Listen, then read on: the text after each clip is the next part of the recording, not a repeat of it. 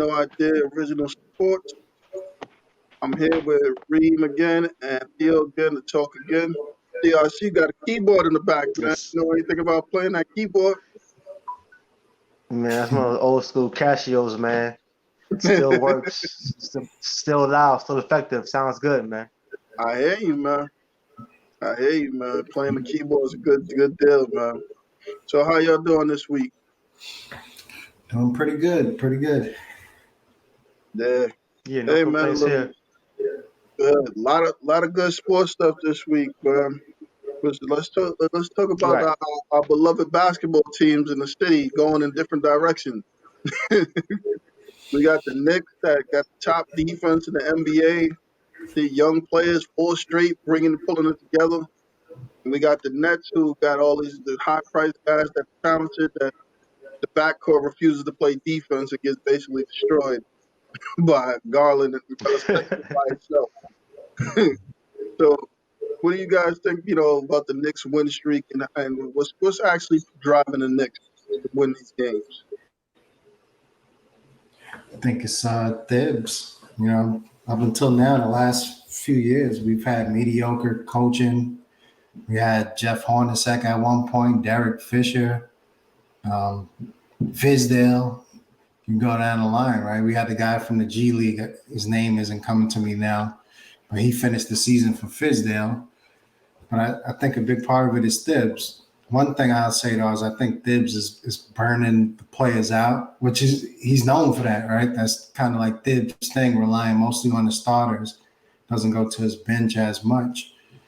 But I think he has them playing team ball. He has them playing defense, like you said, top defense in the league. Um, Last year, I wasn't a huge fan of Julius Randle. This year, he still has moments where he could probably be a little better in terms of passing the ball around, but he seems like a different player this year. And again, I think Thibs has a lot to do with that. RJ Barrett has come back much improved, I would say. He still has ups and downs here and there, but he's much improved. Hitting his free throws finally. But still work on that three ball a little bit. I think overall, I think they have a better roster, right? They got Quickly, who can break a defense down. We needed that. Same thing with Rivers. He's been out the last couple of games. Even Alec Burke. You look at Burke, right? He's up until his injury, he was averaging 20 points a game. So I think, the Knicks are moving in the right direction. They still got a ways to go. I think they could get a little bit more athletic, and they definitely need more shooting. But I would say, they're moving in the right direction. The Nets, on the other hand, moving in the opposite direction, like you said. The defense is kind of everybody knows that's their biggest thing. We know they're going to score points when you got KD, Harden, and Irvin on the same team, but they got to be able to stop somebody. And I watched, like you said, the Cavs game. I watched that one. The first game against the Cavs, they gave up like 140 something. Granted, it went to overtime. And then the second game, I think the Cavs went off again for at least 120 something. So their thing there is defense, and just keeping Kyrie Irving as much in check as you can keep him. Assuming he keeps his head on right, though, I think they'll be all right. Yeah, you said some good points. As far as the Knicks concerned, they look well coached. It's fun to watch them, see them guys play ball because the last few years it's hard to watch them play any kind of ball against anybody. As far as Tibbs goes, you guys know that I didn't want Tibbs. I Tibbs as a coach in the first place, but Yeah. that being said, he's definitely making me eat crow, so I got to give him his due. Team looks good. Team looks prepared. They're coached up. They look like they are executing, and you got to give Tibbs credit. As far as Julius Randle is concerned, he's a new ball player. The guy's averaging 26 points, 11 rebounds, 6 assists. Looking like an all-star player right now. Should make the all-star team, I should say, as of right now, the way he's playing. Seems like he's biting into what Tibbs is talking about, whatever it is. They're very good on defense. No surprise there, because the team seems more defensive orientated, where the guy they traded for or signed, more defensive offense. They can use some more offensive power. But as of right now, I'm a happy Knicks fan. Yeah, I Yep. mean, I watched the games. I looked at it. The defense is definitely, definitely driving them. And they had like Jules Dredd was definitely improved. There's no way around that. I mean, this is the best I've ever seen to play through college or any time. This is the best he's ever played. That's coming up big. And Barrett and guys are improving. I mean, you're getting production out of Knox now. He's knocking down open shots, which wasn't always the case. I do think Tibbs is getting from different guys. I mean, Quigley again, that's a big help coming in as a rookie. He's actually doing a lot for them early on. That was maybe it was effective, maybe it wasn't, but he's helping them out a lot. I mean, I will say this too. I think they're doing well in a sense too because when I looked at the schedule of the teams they played, it's not like they played a whole schedule of pancakes either. Like some of the other teams in the NBA, they're benefiting from some of these really bad schedules they have. So they like you got a lot of teams that have a lot of wins, but when you go back and you look, and some of them including some teams like the Lakers, and when you played Sacramento 2 times, Golden State, the Spurs, you know, and you play these type of teams that depleted Portland, the record is a little more inflated. But the Knicks are turning it around. As far as the Nets, I mean, I watched the 2 games that Kyrie Irving came back, and I noticed one thing that's definitely have to change is that there's no way that they got James Harden to average 19 points a game. They didn't get him out there to play second fiddle to Kyrie Irving taking more shots than Harden and Durant. Granted, Harden's his assist rate is higher than Kyrie's too, more than double. Neither one of those two are playing any type of defense because they're getting killed in the backcourt. Listen, so very rarely you hear about a situation where Kevin Durant is getting killed out there on defense or something. So you're really not getting much out of defense, Harden or Kyrie. It's something that you show. And with him in general, when you think of those 3 guys, you think, okay, most games they should be able to outscore. But if you got a situation where you got Harden only getting 19, the second Cavaliers game, Durant sat out, and Harden still only got 19. Right. So without playing defense and without Harden scoring in the 20, 25, 30 plus range, they really going to lose a lot of games they should win. And they'll lose a lot of games to bad teams. Yeah, I think that's an interesting point is that before Kyrie came back, when it was just those first game or two with Harden and Durant, I thought they looked better then. I was watching that team saying, all right, I could see where maybe they move on from Kyrie and try to add some depth there. I know that kind of defeats the purpose of their whole hopes of the big three, but I like the way that version of Harden looked. Now I think Harden is out there, like you said, just being way too passive. Either that or Kyrie is being way too aggressive, one of the two, but something has to give. Because if you're going to have Harden and then averaging 19 points or so, you could have kept Karis LeVert for a lot cheaper, with probably better defense. So they definitely didn't bring Harden in there to average 19 points. So they got to figure it out. But I think the offense will eventually be figured out. I think they have to figure out that defense, though. You know what's crazy is that when Kyrie wasn't there, it looked like DeAndre Jordan played better. Like it Yeah, seemed he like kept those he was live. more. Yeah, he did. So What? I'm sorry. What if I said Harden is a better point guard than Kyrie? I think I at would this agree with point that. I'd have to agree with you. I would have to agree with you at this point. I mean, he is Harden seems to be the guy distributing the ball. The players actually seem more happy to play with him, even though he's getting his points. I mean, DeAndre Jordan was scoring, Joe Harris was scoring. All those guys got the ball in positions to score, and the game was a little easier. I think you're right. I think Kyrie might do a little bit too much pounding the ball at times and stuff like that. I think Yes. realistically, it would have made more sense if Kyrie would have came in and been the guy who tried to fit in a little more than necessarily assert himself. Because when I look at the box score, Kyrie, every game that Kyrie's played so far, I believe with the Nets, with these guys, with Durant or Harden, I think he's taking the most shots. I might be wrong, but I would say at least 85% of the time he's taking more shots than Kevin Durant, and he definitely took more than James Harden these days. You know, Let his me first ask. game back, he took the most shots. Yeah, Yeah. immediately he took like 28 shots or something crazy like that. Now, how much of that do you think is like Katie and Harden trying to almost like pacify him? Because Kyrie, you get out there and you don't necessarily pacify him, he may go into one of his meltdowns again. So I wonder if that's playing a role in it. Or is Harden thinking, hey, maybe I'm new on the team. I got to take it easy first. I got to be the one to adjust my game coming in. I, I I think it could be a little of both. I think from James Harden's perspective, he's probably trying to adjust, and I think KD's probably thinking about the meltdown stuff because he already experienced.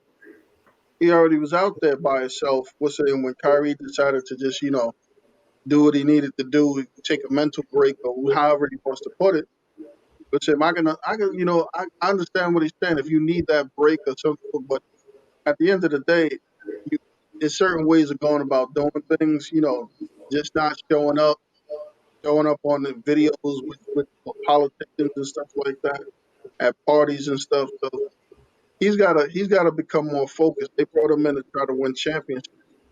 So they brought all these guys in to win championship, and he might have to be the guy that sacrifices more than these other guys. I mean, me personally, I don't think Kevin Durant should have to sacrifice either one of those guys.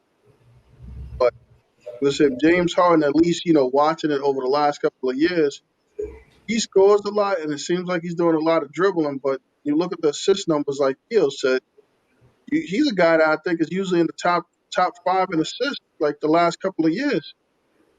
So Right. I don't he might be a better point guard than Kyrie at this point. Granted, it's only a small sample size, but I haven't really seen Harden pounding the ball as much on the Nets so far either. He gets into those moments where he does it, but definitely not how it was in Houston. So, but Kyrie seems like he's just pounding that ball Right. almost every possession when it's in his hands. The Nets, I see three issues with the Nets. Okay, one is perimeter defense. There's nobody to play defense in perimeter for a small forward or power forward position, or even shooting guard. Two, they're a small team. No matter who's out there, they're a small team. And third is I think they have. Third is I forgot what my third opinion was, but those two I just said before. And third is I forgot. I'm lost for words right now. I'm sorry, fellas. That's all right. I For think me, I think you're right. I think they need to get. I think they need to. I really think they need to sign another big man. I mean, the guy they got, the Right, rookie guy, Reggie something. He's playing well, but right, even he's not really a defensive type of player. He's more of an offensive type of guy. right. DeAndre Jordan's Right. playing well. I mean, to me, they might be a guy that's a team that's in line to try to pick up somebody like Tyson Chandler or somebody that's out there to do it, to listen, do the dirty work, get in there, rebound, and defend.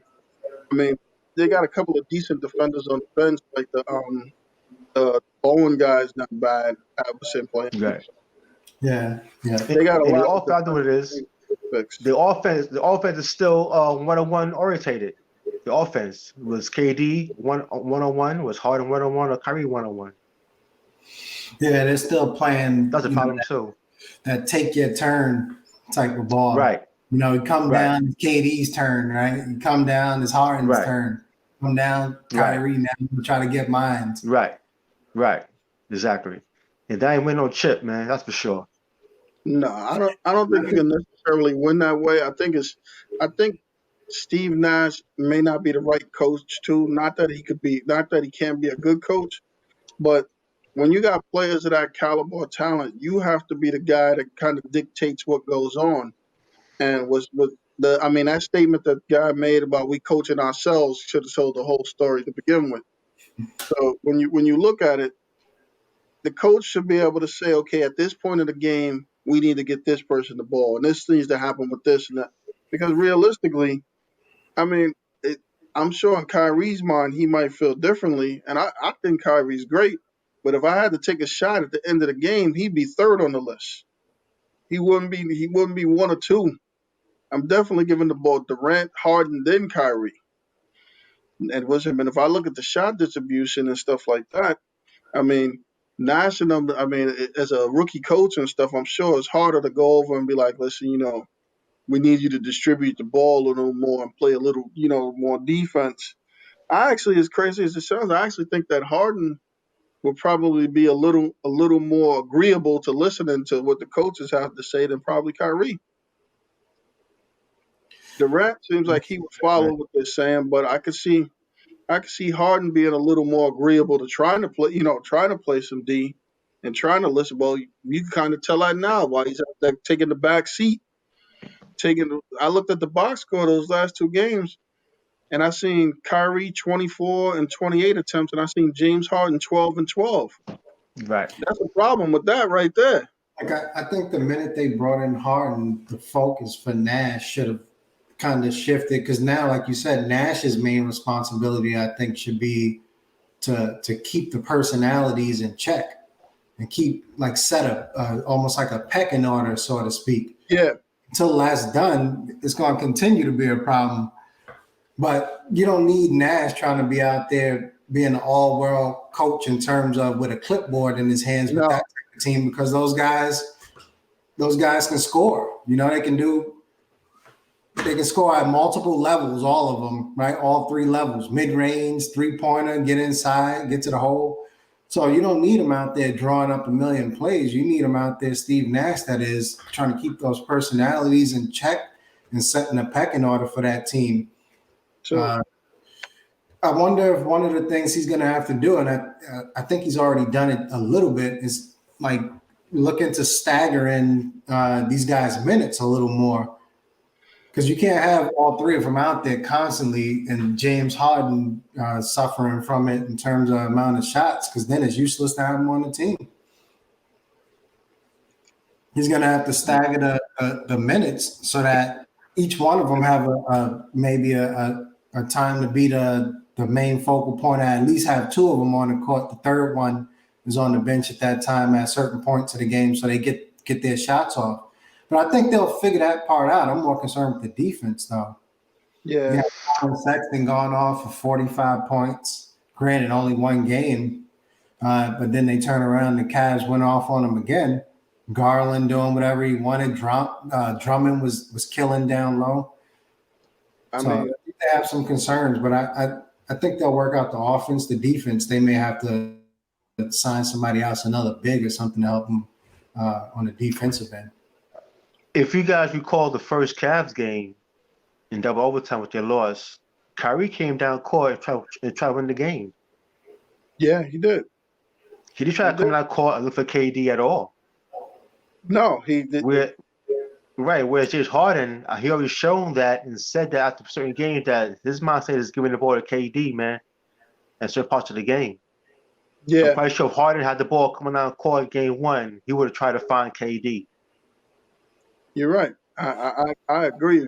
I Didn't think didn't Kyrie get called for an offensive foul on that play? The ball ended up slipping out of his hands, and I think he may have elbowed Sexton in the face or something. He got Yeah, called. they changed the call on that play. But it's like, and I think how much of that is KD's personality, where he doesn't think KD is going to say something to him. I mean, the interesting thing about like we talk about the pecking order too is that if you watch the games, it seems like KD is always the first person to come out too. He's always the first person subbed out of the game out of those three. KD is. So it's almost like, I mean, I hate to put it like this way. I mean, we got to get Steve Nash up to the speed of what a good high school coach is. You get in a high school huddle or AU team huddle or any good team huddle, and believe me, the coach has already let these kids know and they already understand that this is who you are and this is who you are. Listen, this guy here, he's, I could tell you just a crazy incident myself. I was coaching the 17 and under, and we was in with some Theo. You probably remember, Kareem. You probably remember this too. You remember the housing Theo? They used Yeah, to have of the course. housing tournament. Yes, of So, course. so I'm coaching 17U. We had a play design. It was like 20 seconds left for somebody to get the shot, right? Because they was on fire. Some other kid went out there, got the ball, tried to play hero ball, and shot the ball. We lost. Man, everybody in that team laid into him. So the hmm players know, The players on the team know who's supposed to take the shot or whatever. At least most of them, the coach knows who's supposed to take the shot. The only person that doesn't is the guy, the guy taking the shot. I don't know. I think Makes no sense. they got to figure it out. Um, They and will. soon, it's still early in the season, but I think the Nets need to figure this defense out soon, or they're going to have a long season. Yeah, Yeah. I mean, it's a big difference trying to win a championship from the fifth seed than playing home game. So Right. that they definitely got to figure it out. So, guys, we're in another week of the NFL playoffs is coming up, and we look at it. We down to the final four. We got the Bills in Kansas City, and we got Theo's Green Bay Packers, and what's him in the Bucks. So, what do we think? What do we think about these games? Who do we have here? And I got me. Let me say one thing. I got an interesting take, and you guys tell me what you think. So during the season this year, when a guy got a concussion, people sat out 2 games, 3 weeks, 2 weeks.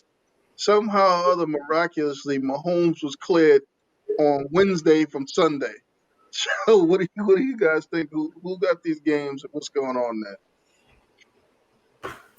Normally, I would say Kansas City in a close game because I like the Bills. They were my sleeper team at the beginning of the season.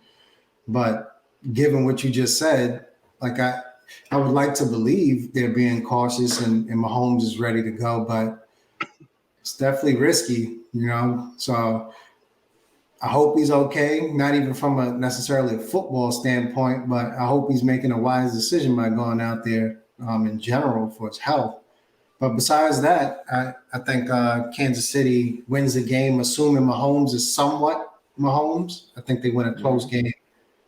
And then on the other side, I think originally I had the Bucks, but Theo kind of persuaded me with the Green Bay thing. I think Aaron Rodgers that team is balling out. So I think that it's going to be another close game. I think, but I think Green Bay.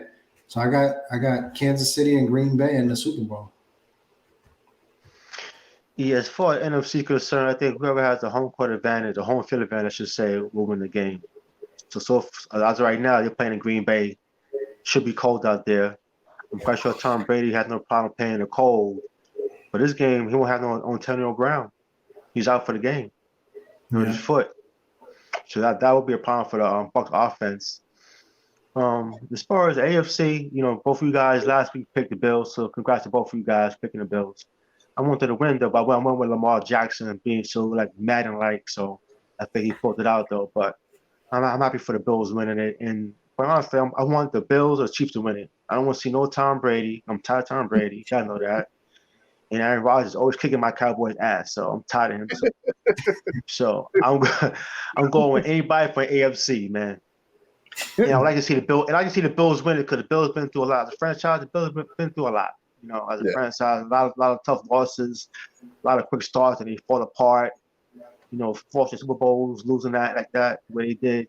So as a sports fan, I wouldn't mind seeing the Bills, win the Super Bowl. I mean, for me, I think if Mahomes is healthy, Kansas City will win.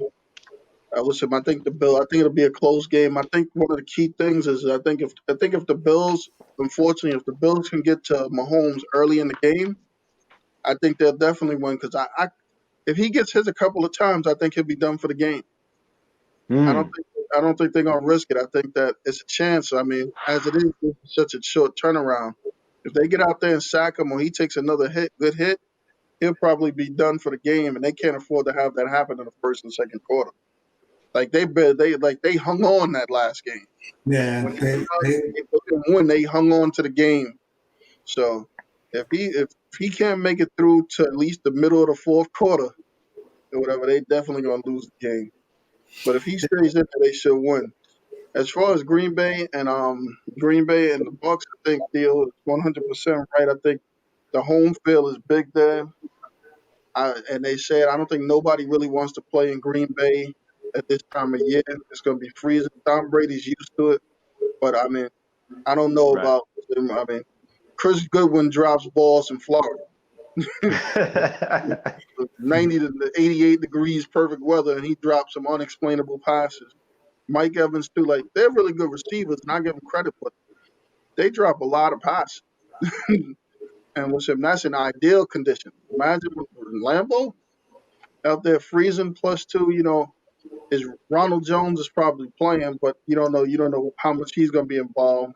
You got Fournette, Gronk. I mean, this might be the game where Tom Brady has to rely a little more on Gronk and the tight ends or something, who he's familiar with. So I could possibly see something like that happening. But I think Green Bay will pull that out. I think that's going to be a close game too. And Agreed. realistic, I mean, for me, when I look at it, because I think one of the things Theo had brought up is what is more important for. I think it's more important for Brady because I think Aaron Rodgers has been a Green Bay Packer all the way through. He already defeated the ghost of Brett Favre and all the rest of that stuff. But I think between Belichick and Tom Brady, both those guys are out there to try to prove who can win without each other. So if Tom Brady went on to win the Super Bowl without Bill Belichick, that would probably hurt Bill Belichick's legacy, especially after what we've seen this year. So Yeah, I think Tom Brady, this would mean a lot for him. I'm sure for him to win, probably more than Aaron Rodgers. yeah. Couldn't have said it better. It's hard to argue that. Yeah, I agree with what you said, man. King, I agree 100%, man. Well said. Yeah. So we had a couple of guys retire. It's interesting that we got guys to compare to. We got Drew Brees, who basically retired. We know he's a Hall of Fame quarterback. But we got Philip Rivers, who retired. But is he a Hall of Fame quarterback? I mean, for me, I think so, just by the numbers. But we could debate that. What do you guys think about Philip Rivers as a Hall of Famer? And like you said, based on numbers, I would put him in. Does he get in first ballot? I don't know, but numbers wise, yeah, I would say he is easily. Unfortunately, he was never able to win the big one, but I think the guy he had a hell of a career, I would say. If Phil Rivers get in the Hall of Fame, so should Tony Romo as well. And I think that's why I said if Rivers get in, you got to put in Romo I got and one for you there. Matt Ryan as well. Look at Matt Ryan's career; it's similar to Philip Rivers, So similar what stats. about Eli Manning? And Eli Manning, I have no issue with him being in the Hall of Fame. He has two Super Bowls, and he performed great in a big stage at a big moment. Have no issues with that at all. okay, Yeah, but I would say for me, Eli is probably a borderline pick, but Right. Super Bowl wins in the fashion that they want him being the underdog, I would say probably may give him the edge there. Like I would have no problems with seeing Eli get in just based on that, like Theo said. is it? What about Roethlisberger? Big Ben, Yeah. he's definitely Hall of Famer. First Okay. ballot. Okay. Good. Yeah, because it's funny is they're always compared because they're in that same class, the Rivers, Roethlisberger, Manning class. Right. So yeah, I think out of the Big three, Big Ben is the shoe in, and I think it's I Big think Ben. Oh, Big Ben always had his team in an AFC Championship or always in the playoffs all the time, always being competitive or losing close games to somebody on their way to the chip. So Big Ben is definitely Hall of Fame in my eyes. First ballot with no issues.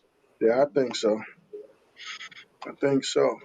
So we got another quarterback on the move. Matthew Stafford and the Lions seem to have agreed to mutually part.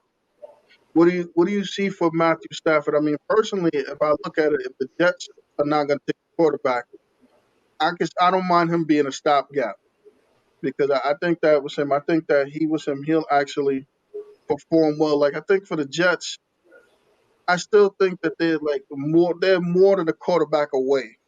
So so having a guy, coming in the middle to bridge that gap, maybe drafting a quarterback in the second or third round, somebody to develop, I don't have a problem with that. But Matthew Stafford, I think he's a good quarterback. What do you guys think? Yeah, I like him. Like you said, especially as a stopgap for the Jets. He would be maybe my backup choice. Obviously, you want Watson if you can get him. You can give up whatever pieces you have to get, picks, whatever they want to try to get Watson in there. But if you can't get Watson, yeah, I would go for Stafford for a year, 2 years. I think, like you said, they're more than a quarterback away. I would say he's better than Darnold. So, yeah, I would have no problems with him coming in, especially for the right price. Stafford would be great for the Colts. I think Yeah, they are already. I think they're already now a franchise or team. So is the Bears. They could yeah. use Stafford as well. Those two teams will have a great upgrade at quarterback and probably be more serious contenders for Super Bowl. Stafford for the Jets. I wouldn't go there because I would rather go young. Stafford needs to be somewhere where already now team is ready to go for a chip or a challenge for a chip. And Then going for a team I guess is rebuilding or not ready to win right now. I think you're right, Theo, because I think part of the reason they might be splitting ways is because he's probably tired of losing. So that could be a big reason why he's doing it. And he would fit Mhm. into those other teams. Well, I actually think that, especially a team like the Colts, I think they would probably pursue him, was it right away to replace Philip Rivers. I could definitely see Mhm. that happening. So Yeah. that is definitely something I could see. I mean, for the Jets, just throwing a name out there, I'm gonna say it again. I wouldn't mind having Jameis Winston for a year because even though he turned the ball over, I can't get past like. Can you tell me how many quarterbacks actually ever threw for 5,000 yards in a season? He had a lot of turnovers. He had Right. 33 touchdowns, and he had 30 turnovers too. But those 5,000 yards is undeniable. We could probably fix up some of them turnovers if we get it down to 15. As a matter of fact, he would still have his job if it was only 15 with 33 touchdowns and 5,000 yards passing. Yeah, And he not didn't only have Antonio Brown or Gronk. He had Goodwin and Mike Evans. Not only So would he still have his job, he would have been in probably MVP, conversation with those numbers, even with the 15 interceptions. I think, like you say, he needs to cut down on the turnovers, but he probably got a little bit of a raw deal because he's a black quarterback. You know, they don't have the leash and some of these other guys have. I would say, but yeah, I wouldn't mind on the Jets as well as a stopgap. Who knows? He gets in there and plays well. Why leave him as a stopgap? he's young. Especially considering, yeah, he's still young. It's not like he's some guy that's on his way out, so to speak, in terms of age, ready to retire. So if he gets in there and performs well, then why not think about keeping him around for a little bit? Yeah, Well, if I'm the Jets, before I decide on Winston and Stafford, I'm trying to get Deshaun Watson, who just I guess I read on Adam Schefter just put out about an hour ago about them being his first option, New York Jets. So you two guys should be happy about that. So that would be my first option before I try to settle on a mishap guy between Jameson, Stafford, or anybody else. I Yeah, I would definitely want agree. Watson before all of them. I definitely agree with that. And I do think, listen, we got a glimpse of what Jameis could do because we seen in that game. That game, remember Taysom Hill didn't play. They brought Jameson, and what did Jameis do? Jameis threw the ball. We got a 62-yard touchdown pass. That Hmm. So was probably the only play they threw the ball downfield. yeah, yeah. Well, you still got to get 5,000 yards. You got to have an arm. So Right. if what's in I mean, it's gonna be interesting down there too with New Orleans though, because Breeze is gone. I mean, I could actually see them actually trying to go with a hybrid thing with Taysom and Winston both. But I just I think Theo said last week, Taysom Hill is not gonna be the answer. It was to be a starting quarterback in the NFL. Mm. So they got some. Who knows? They might try to look at Matthew Stafford, depending on how they feel about what he can do. I guess one of them between Winston, Stafford, one of them may be in Houston for all we know, right? Because Watson apparently, as we've been discussing, doesn't want to be there. So Houston is going to have more than likely have a quarterback spot to fill as well. Right. Yeah, there's definitely going. I mean, if I'm the Jets, as crazy as it sounds, if the Texans want to rebuild, I would see if I could try to include Darno in the deal. Maybe that'll lessen the picks. We'll give you Darno back in the deal or something. Yeah, if I could, why not? Like you said, they may go for it. Um, who else would they bring in? Because they're definitely not a team that's built ready to win right now. So they may be willing to take Donald, right? Yeah, they might be willing to take him. In their system. Yep, it's possible. Whatever they want, give it to them, Jet fans. But I think before Houston that is got to this Watson issue, they made some crazy decisions as a franchise in general. They just started giving players away. So I could see from Watson's perspective, that's got to be frustrating, right? Because I thought at one point Houston was like a team on the rise. They seemed like they was ready to put it together, and then next thing you know, it's like they started having a mini fire sale. I mean, I heard that if Watson's gone, that JJ Watt is gone too. If they're gonna clean house, then they got rid of the receiver, right? What did they get for him? I don't even know what they got back. The running back, they got Johnson, and that was a bad deal because he was coming off of like a surgery or something and hadn't played well or something, and they didn't even get a first round pick for DeAndre Hopkins. They got a second round pick and a running back off of injury. Ridiculous. For one of the guys who was considered one of the best wide receivers in the game. I mean, I think that's part of the reason why the coach lost his job, because he was the GM too, and he made that deal. There was no need for a fire sale. What was you doing, Bill O'Brien? I don't get it. Yeah, 3 years later, what are you doing? A fire sale for a team that's in contention. Right, and you got a young quarterback who's top 5, maybe top 10 at worst. You got a young wide receiver who's top 3, top 1, playing the top of his game. What do you trade him for? I don't get it. Let me tell you. Think about what NFL teams thought of Bill O'Brien. You know where his job is now, right? He's the offensive coordinator for Alabama. Not a coordinator in the NFL. Not a head coach in the NFL or anything in the front office. He's not even a college head coach. He's an offensive coordinator in college now. Granted, it's Alabama, but still, I'm pretty much sure that a head coach in college job or assistant coach in the NFL or any other head coach would trump being an assistant coach on a college team, a coordinator. So that kind of tells you he wasn't even getting interviewed. So that could tell you what they thought of Bill O'Brien's job. Mm-hmm. Yeah, just another thing too. The Chargers old head coach Anthony Lynn got hired as the offensive coordinator for Detroit. Good for him, man. Yeah, you got a raw deal, man. In Chargers, you got a raw deal. I thought so.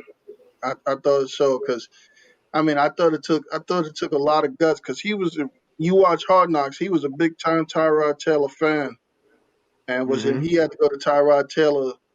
I had a feeling just by watching it that Tyrod Taylor, there's no way he was going to make it through the season as the starter, the full season, because the kid is good. Justin Herbert, I won't take nothing away from him because if you look at it, he should have been the starter probably coming out of camp. Yeah, that kid is good. That kid is good. And that's how Lynn lost his job. Yeah, you're right. Being stubborn. Yep. Because he was him. I wish the Jets had drafted a guy like that. But he's really good. Yes, he is. Yes, he is. So Theo, wait for Dak to come back. Say it again. I'm sorry. Say it again. Waiting for Dak to get back in the game. Listen, they gonna give him the money? No. He said they're gonna no. franchise him. Okay. No, they're gonna tag him again. We all know that. He's gonna tag him again. That's what they're gonna do. He gets 38 million instead of 42, 43 million, whatever we got action for. He get 38 and a half. That's gonna be that. He's getting tagged again. Yeah, I can see that. Yeah, I can believe it. Yeah. I mean, before, I would tell you this, like you said before he got hurt, he might have been the MVP of the league the way Yeah, he he, was he playing. was he was playing out of his mind, Yeah. Even though the defense was horrible, but he was carrying the team, man. Yeah, And then he got hurt. But then the injury showed that he was our whole team on both sides of the ball. yeah, that is true. That I was is, Right. gonna I say, mean, You know, that's got to I count don't for think something. the injury, yeah, I don't think right. the injury in his case diminished his value because his value may have shown a little more. Like you said, the minute he went down, they just turned into a completely different team. Right. Right. This is why they're gonna tag him and give him 38 mil to let him go when he get 40 plus from somewhere else. So basically what you're doing is we're gonna tag him on 38 mil. The following year let somebody else, aim the bar up for quarterbacks, and then they'll give Dak that amount of money. They don't want to be the first to give Dak 42 million or something like that. That's what What it is, you man. what you're saying is right, but they just don't understand because it is kind of crazy. Because you're right, the quarterback market is going to reset. Somebody else is going to get big money, and now they're going to have to pay even more. Right. And then But they don't what they'll want to probably do, they'll probably insult him. Theo, you know what they're going to do, right? In the third round or second round this year, they're going to draft a quarterback. You know that's coming. You know this that's is why, this is why we're coming. going 30 plus years not winning nothing. Because This is why. just to add insult to injury, we're gonna draft a quarterback in the second round, so we make it like if you leave, we good. Right. Exactly. I mean, I would tell you this. I got a feeling. I mean, we talking about Green Bay. I was him. I love Aaron Rodgers out there, but I could see a Green Bay letting him go in like a year or two. You couldn't see that after drafting that kid in the first round. Remember, they did it to Brett Favre, and Brett Favre wasn't on the decline. He was still playing well. They just that was it. Yeah, the writing may be on the wall. I don't know if they're looking to move on from him right now per se, but yeah, I wouldn't be surprised, like you said, in a year or two. Um, he's playing too well, man, to move him. I He's think on a so. Tom Brady path outside the chips, the way he's playing. Yeah, From playing well in the field, he's like Tom Brady. Year in, year out, no matter how old they get, they guys playing at a high level. So I don't see Green Bay moving on from Aaron Rodgers just yet. As far as Falcons, so the Falcons kind of burned some bridges too those last years, with the coaches and having little demands of what he want personally. So that's what happens. Plus having Aaron Rodgers on your neck too in practice made it easy for them to get rid of him. yeah. It's gonna come it's gonna come down to well how Love looks if he looks actually halfway decent. On top of that too, I noticed they don't get rid of these guys until somebody else gets talented on the team. Like if they get a guy that's like say like an Aaron Donald that they have to pay, or one of these guys, other guys become a star, then they'll start considering it because then they'll have to choose who they want to keep or whatever. Right now they're pretty good because they don't have to really pay anybody too much. Because if you look at the Right. roster, I think everybody else on the roster is pretty much besides Devontae Adams, everybody else is pretty much making reasonable money. Nobody else is making big money on that team. Yeah, that's a good point. Speaking of quarterbacks, what about Carson Wentz? What Well, do you think happens with him, right? He's another guy that could easily be on the move. I'm sure the Eagles would like him to be on the move at this point. I think he cost Doug Peterson his job because I really think that I'm pretty much sure that the owner of the team didn't authorize that Jalen Hurts move because that Jalen Hurts move was up there with the Eli Manning and Geno Smith move where they wasn't Yeah, expecting to see Jalen Hurts coming out there as the starter, even though the game is kind of moving that way now, where you need somebody that can be a little bit mobile and get around. I mean, Wentz is good in the pocket, but and they could only blame themselves for that line, but he takes a lot of hits, a lot of Mm-hmm. hits. too So many. they could either improve the line because I'm pretty much sure whoever they bring in as the quarterback or whatever the situation is, that person is going to be married to Wentz. Like, listen, you coming in and you going to fix Wentz up, and we're going to get him back out there. I don't think they're going to change the team over to Jalen Hurts. So, and even the coach Wentz not that going they get, anywhere. yeah, no, He's even not the going coach that anywhere. they get, that's probably part of the interview if you think about it. Yeah, Well, I would those like. guys they did sign. They get the head coach for the Colts, assistant coach, for the coordinator for the Colts. They hired him, so Okay, yeah, I that's figured I that's that. guess it's more catered towards a quarterback friendly head coach, I guess. Yeah, I think Carson Wentz is good. I just think that they either got to improve the offensive line. Well, they got a lot of problems with the Eagles, though. I mean, the receiving corps is kind of questionable. They drafted a guy, but nobody throws him the ball. He only throws the ball to the tight end, so that offense has got to change. He only throws the balls mainly to the tight end. Then the running game was supposed to be better with Miles, but they didn't look like they had much of a running game either. Mm-hmm. So they got a few things to do. Yeah, Agreed. I would agree. They're a bit of a mess right now, and it starts like you said with that coaching pick. I guess they got a new coach in place. He's got to figure out how to get Wentz back on track. Because prior to the injuries, right, Wentz he looked the role of an MVP at one point, Agreed. and last few Yeah, seasons he's regressed, mostly probably due to injury and not having a offensive line at all doesn't help. Maybe he's yeah, been pressing. Maybe been kind of pressing his abilities since the Foles Super Bowl win. yeah. Yeah. Probably pressing more, trying to do more than he can do, so to speak. So maybe it's more mental than anything else. Yeah, that's a good point. Yeah. So another thing, what is Eric Bieniemy gonna get a head coaching job this off season?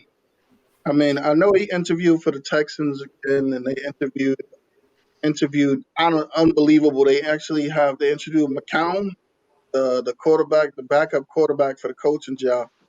That to me, that kind of tells you where the NFL's at or something. Where you got a guy that's on the most successful offense in the NFL for years, even though they're trying to give Andy Reid the credit saying he calls plays or whatever, you willing to take a backup quarterback that has no coaching experience and interview him for a head coaching position before Bieniemy?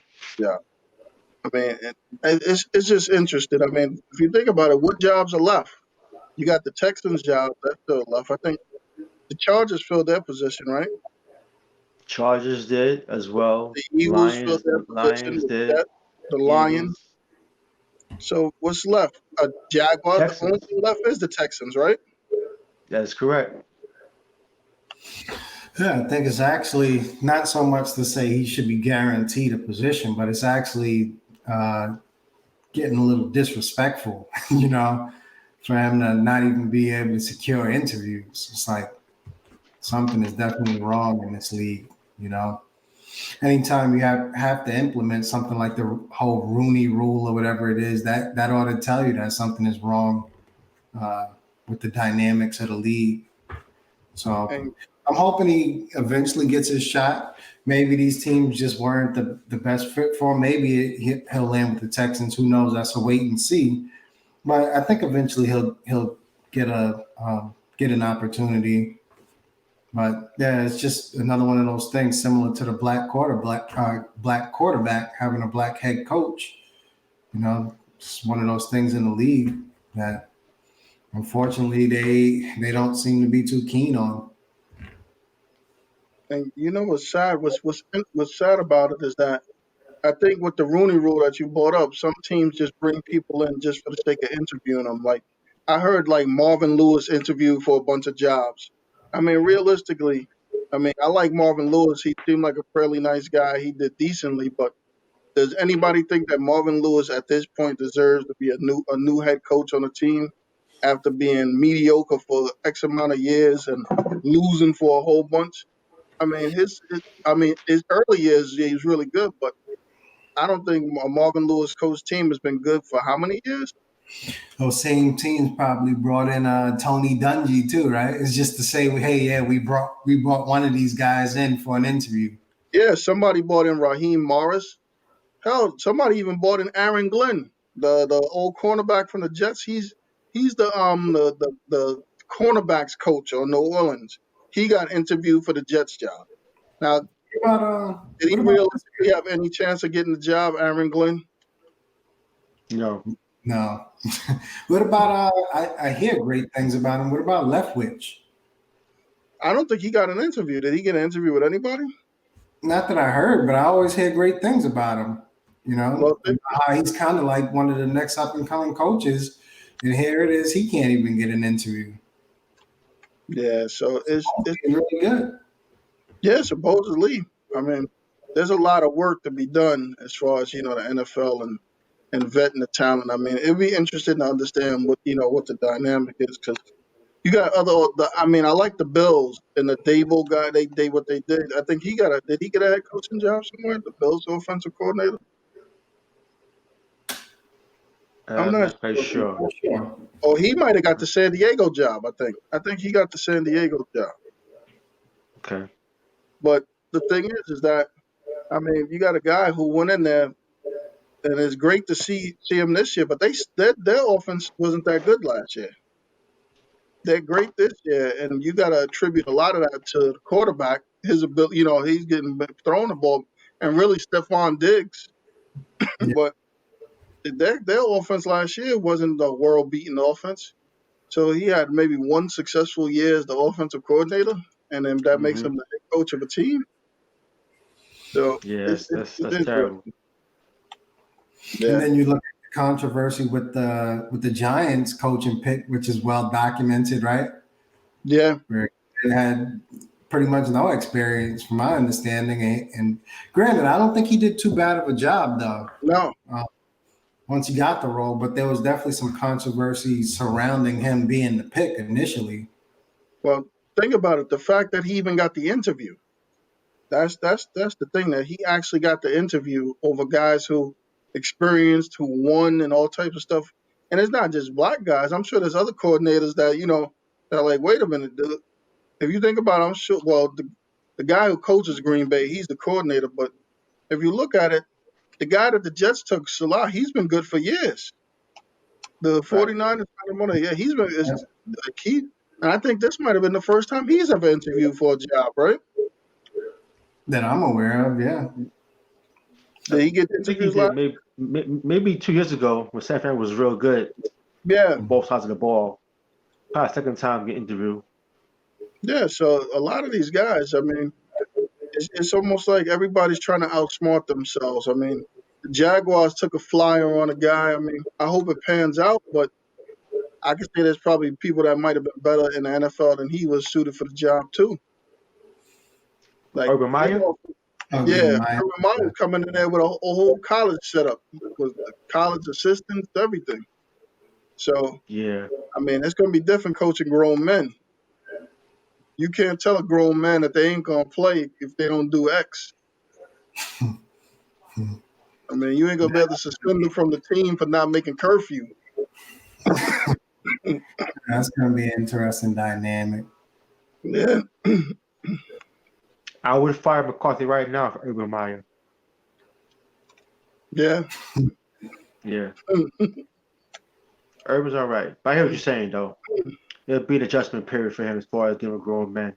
That's for sure. Yeah, I think that's what Saban said when they all tried that. There's a big difference between grown men. I think somebody went in there and tried to change. Um, who was the guy that the Eagles had? That was he a college coach or somebody? They brought in a coach like a couple of Yeah, years Chip back. Kelly? Yeah, that he Yeah, went in yeah. there and changed the lunchroom. Talking about he only want healthy type of snacks. They couldn't have regular food, only like nutritious meals and stuff. They said the players thought this guy was crazy. All they did was just not go to the cafeteria no more. But